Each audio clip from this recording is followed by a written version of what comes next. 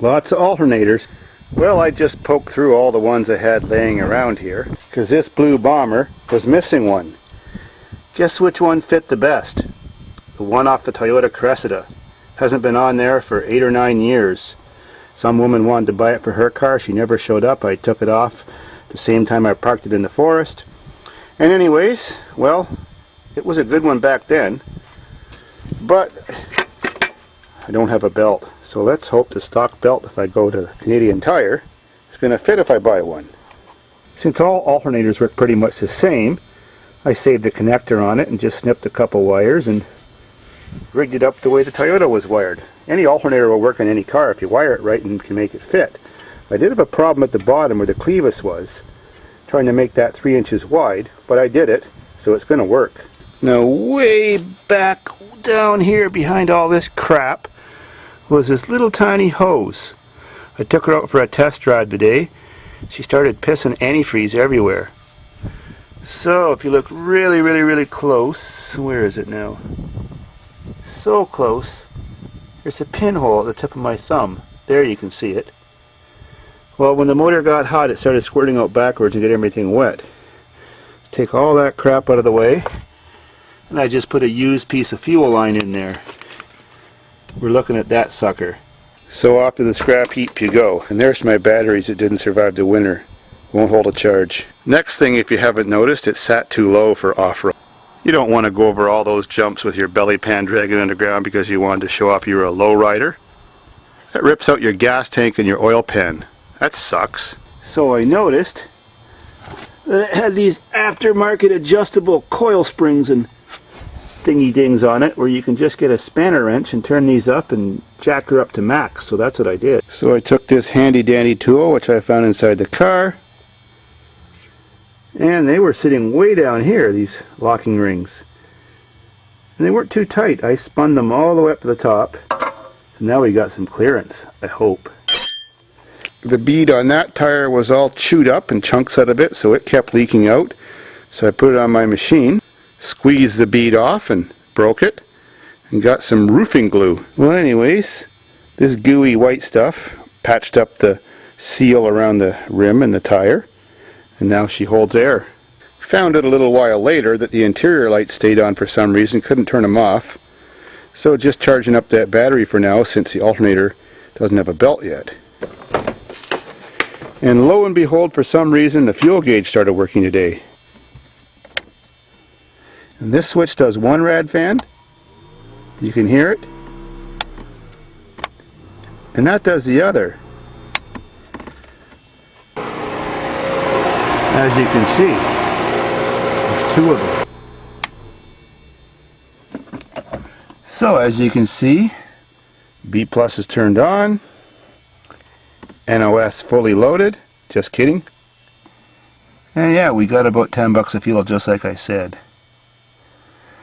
And has 229,639 kilometers. That's a lot for one of these engines. That's why this one looks like it's been redone. Definitely a new head on it. Sounds sweet. Did find the original knob in the glove box. Got a little cap and another in there. I think I'll put it back on. I don't like slamming my knuckles against there since I already got one bashed one. That don't feel too good. Found the switch for the other window. And it works too. Come on. There you go. That was in the glove box with all the other crap. Canobians and everything. Took some steel wool and got all that years of gunge off the windshield from sitting underneath a maple tree. Trying out my new ZR950 camera I just bought for $229 on sale. Canadian. Let's see how it works. It does widescreen. I don't know if Windows Movie Maker edits widescreen properly or not. Let's see how it goes to Windows directly and then to YouTube.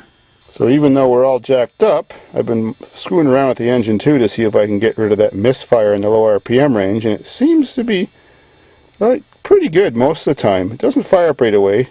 It usually farts for a while because it's got no back pressure, but let's see what happens. I like the long shifters better. Oh yeah, this is gay. You gotta do like several tries like this. Yeah, cool. And for some reason, someone's unhooked the power steering system on this car. You'll notice there's no power steering pump. There's nothing hooked to the idler pulley. And there's the cooling tubes to cool the power steering fluid. Well, it's got quick ratio turning, but that don't feel too good when you're trying to drive one hand with the camera. The exhaust manifold's been re-welded, but I don't feel nothing, so it's not leaking. Someone actually had an alarm in here, like they imagined someone would steal a piece of crap like this. Maybe someone did. Maybe that's what the ignition's all buggered. Everybody's been telling me this was made in the USA. It really isn't Jap scrap. I looked all over, I couldn't find that. Doesn't say. Not even inside the door. Problem with putting the sticker there is you leave your seatbelt there and go to slam the door. Well, yeah. Well, yeah, look what happens. She's growing whiskers. Come on. Ugh. Must have went through the car wash and ripped off some of those bristles. Since the head looks new, the timing belt is actually perfect. Except that's a horrible idea to cut that open, because in the wintertime if snow blows in there, like it likes to do in my cars, it flips off your timing belt and screws your motor. And these are interference motors, and that's definitely a big problem. I guess not bad for free if you like a piece of junk. With a totally tacky interior, with a gray door panel and a multicolored one, and seats that don't match, and some funky flashing lights or whatever the hell this is for. And lots of spare parts that hit you in the head when you have an accident or stop at a beer store, or to meet a pretty chick. Now the fart can wasn't actually functional because someone stole the catalytic converter off this car. So as we look underneath, that's where it used to be. So as you can hear, pop, pop, snap, crackle, whatever you want to call it, the thing still farts without a fart can. So if this thing were in that movie, it wouldn't be called The Fast and Furious, it would be called The Fast and Fartious, that's for sure. But it does sound nice when you're giving her, stepping on her. Oops, better shut it off, I forgot there was no turning water pump. Yup, she's getting up there now. Brrr. Gee, what a queef.